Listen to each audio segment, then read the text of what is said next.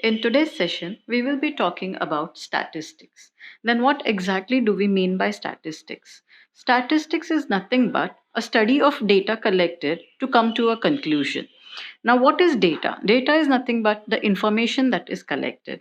And this data can be of two types, that it can be primary or secondary. Now, what do we mean, or what is the difference between these two type of data collection?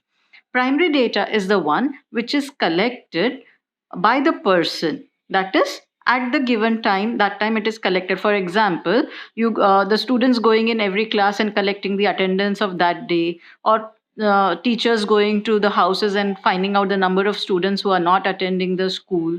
That is called a primary data, that is personally collected first time at that particular time. So it is a time consuming data collection, because you have to go from place to place collecting the data. Whereas if the data is taken from a source which is readily available, then that type of a data is called a secondary data. For example, instead of going from house to house and finding out how many students are not attending the school, maybe that data can be collected from the Gram Panchayat, which has a record of it. So this is a readily available data, that is, it was collected by someone else and it is being used by us. Such a data is called a secondary data. Now, the second difference is that the primary data will be an up to date data because it is collected at the current time, whereas the data which is available with the agencies that store data may not be an up to date. Right? It may be collected a month ago, 2 months ago. So it is not an up to date data, but an approximate data. And the one which is personally collected data will be definitely correct and reliable. Whereas the data which we get from a secondary source or from someone else will be less reliable because we have not collected the data. So this is basically the difference between the primary and the secondary data. Now, once the data or the information is collected, then what is done is it is rearranged in a tabular form, which is called as a frequency distribution table. And then using tally marks, we try to come to a conclusion. That is, we try to find out at what frequency or at how many numbers of students or any other uh, information that we are doing. We can find out a conclusion, and at a glance, we will get the information about it rather than a scattered data. When we arrange it in a tabular form, you get it in a very systematic manner, and at a glance, you can find out or you can summarize the data that is given. So, let's just take some examples. Let us say this is an example which is marks obtained by 50 students out of 20 in one particular subject. So these are the marks obtained by 50 students. And what I have done is each and every number in the data is called a score. So I have arranged this score in the ascending order, finding out the smallest one from here, which is 6, and the biggest one being 20. So started from 6 and coming till 20. And then using tally marks, that is for every once this 20 is present, a tally mark is done. This you have done in the lower classes, right? So for 6, we put 1. Then we go to 14. So in presence of 14, we do this. And after the fourth mark is over, the fifth mark is put slanting. That is, we complete one bunch of 5. So this becomes easier to total it out. Now you can see, then we total it out and we get the total of 50. So from here, it's easy to find out that one student got 6 marks, 2 students got 7, 1 got 8. Similarly, 4 students got 16 marks, 4 students got 20 marks. So this is how a table is formed. Now, but this data was very concise and precise. That is, the range was just from 16 to 20. Then also you can see the table is so huge. But what happens, let us say if has a bigger data or a bigger range, maybe up to 100, maybe up to 150, then making a huge table will be a tedious job. Then how do we solve this problem is by grouping the data. That is, rather than taking individual scores, we group them into small groups, and then we do the frequency. That is called as the grouping of frequency or making group form. So let us say now in the case that we are studying right now, the smallest score was 6, the uppermost score was 20. So the range of data is a very small limited data, that is the highest score minus the smallest score, which is only 14. So this is the range of my data. Now, depending upon this range, then I can make classes. Like, let us say I just have a range of 14. So maybe I can make classes of 6 to 10, or maybe I can even do 6 to 8. then 9 to 11, 12 to 14, and so on. So let's say I just make it like this: 6 to 10, 11 to 15, and 16 to 20, right? So now this group is called a class. Okay, that it has two limits. One is called the lower limit and the other is called the upper limit. And then again we use the tally marks, and then we find out how many students have secured from 6 to 10, and that many students we add up in the tally marks and write here in the frequency. Frequency is nothing but the number of scores that are repeated in this class is called the frequency. Now here you can see 6 to 10, and then again it comes from 11 to 15. That means there is a gap of 1 between 10 and 11. That is why this type of class is called a discrete class. That is, there is a gap. Again you can see after 15 there is a gap of 1, 16. And in this type of class, the score 6 and the score 10 both are included in this class. That is why it is also called as inclusive method. That is, the lowest limit 6 and the upper limit 10 is also included here. What in other words we mean is, any student who has scored 6 also will be marked in this class, and a student who has scored 10 also will be marked in this class. That means the lower limit and the upper limit both are included in this class. That is why it is called as an inclusive method.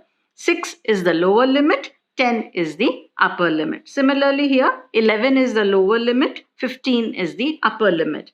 16 is the lower limit and 20 is the upper limit. Now this same data that we had on individual scores is now in groups. So now you can see the table has become smaller, concise, precise, and at a glance we can tell how many students scored between 6 to 10. So we know there are 10 students. Between 11 to 15 there are 20 students, and 16 to 20 there are 20 students. This helps us when the data is huge, when the range is huge and it is not possible to make individual score table, then it becomes easier to have classes in groups. So now this class is called as discrete class, inclusive method. That is, both the upper and the lower limit are included in the class. Now this looks convenient, easy, because all the scores that we saw here were all a proper number. There was no decimals, like no one we saw scored 10.5 or 15.5 or let us say 17.5, 18 in decimals. Let us say a student scores 10.5. Then it creates a problem. Where do we include him? We can't include them in this because 10 is the upper limit. We can't include him here because 11 is the lower limit and 10.5 is between these two. Then how do we do that? For that, we change the method of grouping. We do not keep it discrete, we make it continuous. And how do we do that? Is by doing this. So now let us say I'm taking another example where I'm showing 20 students. Again, having marks out of 20, lowest being 6 and the highest being is 20. Now this was the earlier method that we saw, 6 to 10, 11 to 15 and 16 to 20. So I put tally marks for the respective scores, and you can see I was able to represent only 13 students out of 20. Now which were the ones which I could not represent? That is 10.5. Where do I show him? 15.5. I can't show him here. I can't show him here. Same 10.5, 10.75, 15.75. These are the scores which are not possible to show when the classes is discrete. That is, there is a gap between the classes. So what we do is we make the classes continuous like this. So 5 to 10, 10 to 15, 15 to 20, 20 to 25. Now what happens here is the upper limit of the previous class becomes the lower limit of the next class. So you can see 15 is the upper limit here and it has become the lower limit here. So there is a continuity. 10, 10 to 15, 15 to 20, 20 to 25. There is no gap or a break in between. Therefore, these type of classes are called as continuous classes. Now it becomes easier to mark 10.5. You know 10.5 is greater than 10, so it will come in this class. Similarly, 15.5 comes in this class. 15.75 also comes in this class. 10.75 is greater than 10, so can be put in this class, right? So you can see we are able to show all 20 students here. Now, Now again one more question comes that 10 is present in both the classes. So a student who secures 10 marks, in which class should be put? Here or in both? Now that problem is solved by taking into a rule that has been formed that the upper limit is not included in that class. That means if it is 5 to 10, scores up to 9.9 will be added here, but as soon as it becomes 10, it will be shifted to the other class. That means the upper limit is not added in that class. So in this class also, up to 14.9 will be written in this class, but 15 will be written in this class. That means 10, 15, 20 and 5 should be written in the classes where they are as a lower limit and not as a upper limit. So you can see that is why here we had the biggest class 16 to 20 because 20 was also included in this class. But here when I make it continuous 15 to 20, I cannot include 20 here because it is the upper limit. I have to therefore add one more class 20 to 25 so that 20 becomes the lower limit and then I can add it here. So you can see in this group one student has secured 20 and that I had to show it in an additional class which I made here 20 to 25. So this type of method is called as exclusive method. This is inclusive, this is exclusive. Again, what do you mean by inclusive and exclusive? In inclusive, the lower limit and the upper limit, both the score is added up or shown in the same class. That is 6 will be shown here, 10 also will be shown here. Similarly, 11 and 15 both will be shown here. That is why what we mean is that the lower limit and the upper limit is included in the class. That is why this method is called inclusive.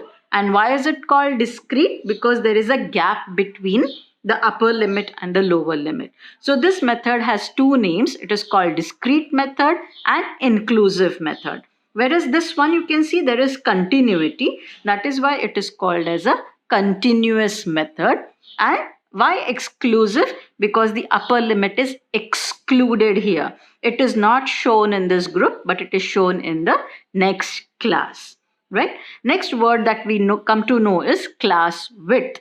That is class width is, let us say for this example, 5 is to 10. So this is called the class width. The upper limit minus the lower limit is called the class width. So here 5 becomes the class width of this class.